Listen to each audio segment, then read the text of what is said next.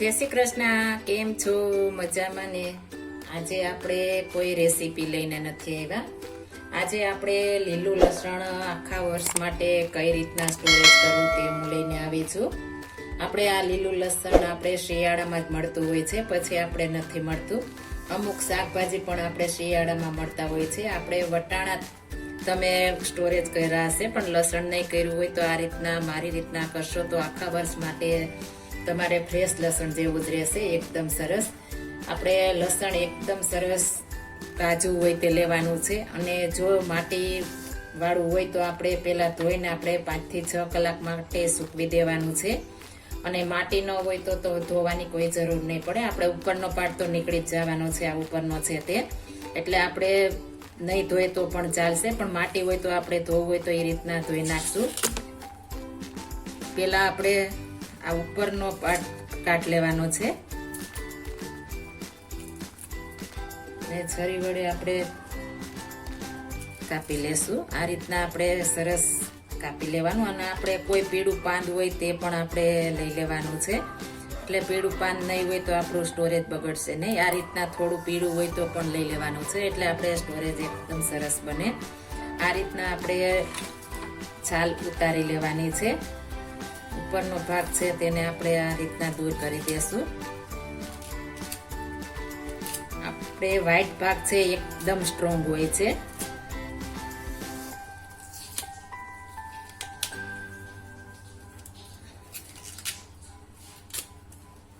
આ રીતના એકદમ સરસ આપણે સાફ કરી લેવાનું છે.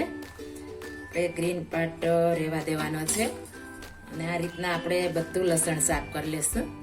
આપણે બધું લસણ સાફ થઈ ગયું છે. આ રીતના સાફ કરવાનું છે. અને આપણે આ રીતના પીળા પાન કે કોઈ હોય તે વેસ્ટ આપણે હોય તે કાઢી લેવાના છે. અને આપણે ચોપર બોર્ડ લઈ લીધું છે. તો તમારી પાસે ચોપર ન હોય તો તમે કાતર વડે પણ કરી શકો છો. કાતર વડે પણ એકદમ સરસ બને છે. આ રીતના આપણે કટિંગ કરી લેવાનું છે. ઝીણું થોડું મોટું હોય તો આપણે ઝીણી સ્લાઇસ કરીશું, એટલે એકદમ સરસ આપણે કટિંગ થાય.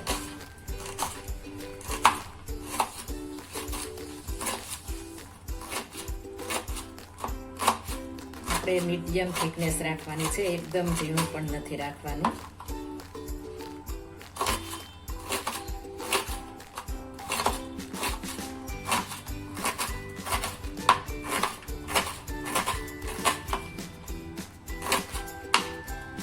આ રીતના આપણે સ્ટોરેજ કરીને રાખ્યું હશે તો આપણે ગમે ત્યાં આપણે રેસીપીમાં ગ્રીન લસણનો આપણે ઉપયોગ કરવાનો હોય તો આનો આપણે ઉપયોગ કરી શકીએ છીએ.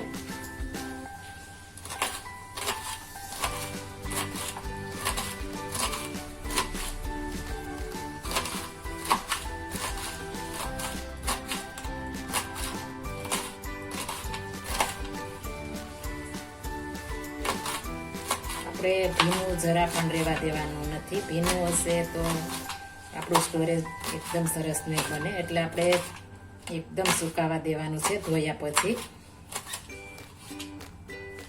આ રીતના આપણે બધું ચોપ કરી લેશું. આપણે સરસ ચોપ કરી લીધું છે. આ રીતના ચોપ કરી લેવાનું છે. જો તમને એમ લાગે કે આ ગોળ નથી ફાવતું તો આપણે આ રીતના કટિંગ કરી લેશું કાતર વડે, અથવા તો આપણે છરી વડે 4 ભાગ કરીને પછી જ ચોપર ઉપર કટિંગ કરીશું. તમારે બે રીતના હું તમને બતાવું છું. આપણે આ રીતના આખી રાખીશું ચકરી તો પણ કશું નહીં થાય, પણ આપણે એમ લાગે કે અલગ પડે છે તો આ રીતના કટિંગ કરી લેશું તો એકદમ સરસ કટિંગ થઈ જશે કાતર વડે. અને ચોપર બોર્ડ ઉપર આપણે 4 ચેકા પાડી લેશું તો પણ સરસ થઈ જશે. આ રીતના આપણે સરસ કટિંગ કરી લેશું.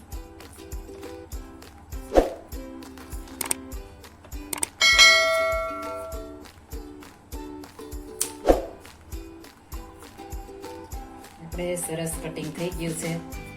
હવે આને આપણે એકદમ સરસ મિક્સ કરી લેશું. ગ્રીન ભાગ ને વ્હાઈટ ભાગ આપણે સરસ મિક્સ કરી લેવાના છે.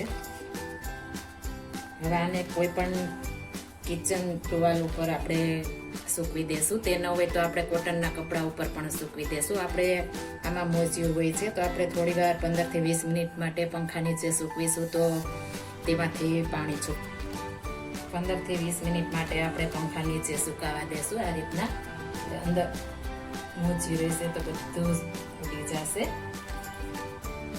આપણે સરસ સુકાઈ ગયું છે, 20 મિનિટ થઈ ગઈ છે. હવે તેને આપણે ફરી ડીશમાં લઈ લેશું. આપણે જે પ્લેટમાં હતું તેમાં જ લઈ લેશું.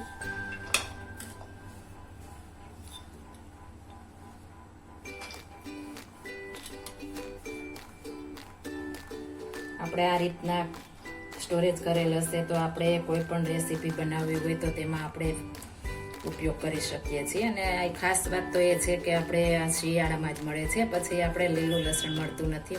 હવે આપણે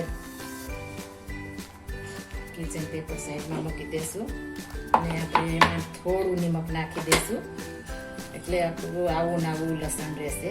આપણે એક ચપટી એક જ ઉમેરવાનું છે.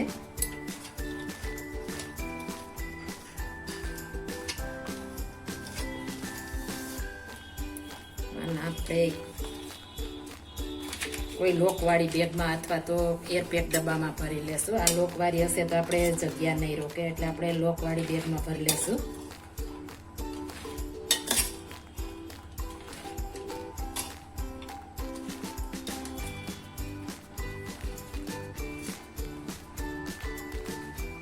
આપણે સરસ ભરાઈ ગયું છે. હવે આપણે તેને લોક કરી દેશું.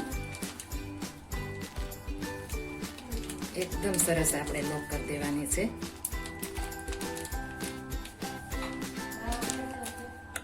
આપણે સરસ ભરાઈ ગઈ છે. અંદર આપણે એર નથી જવા દેવાનું, એર બહાર કાઢીને પછી જ આપણે સ્ટોર કરવાની છે. આ રીતના આપણે હવે આને ફ્રીઝરમાં મૂકી દેશું. જ્યારે જોશે ત્યારે આપણે ઉપયોગ કરવા માટે આપણે જોતું હોય એટલું કાઢીને ફરીથી ફટાફટ મૂકી દેવાનું છે. જો આ બહાર રહેશે તો આપણે બગડી જશે, એટલે ફટાફટ કાઢીને મૂકી દેશું હવે ફ્રીઝરમાં. જો આ મારી રીત પસંદ આવી હોય તો મારી ચેનલ લાઈક, શેર અને સબસ્ક્રાઈબ કરી દેજો. ફરી મળીશું નવી રેસીપી લઈને. જય શ્રી કૃષ્ણ.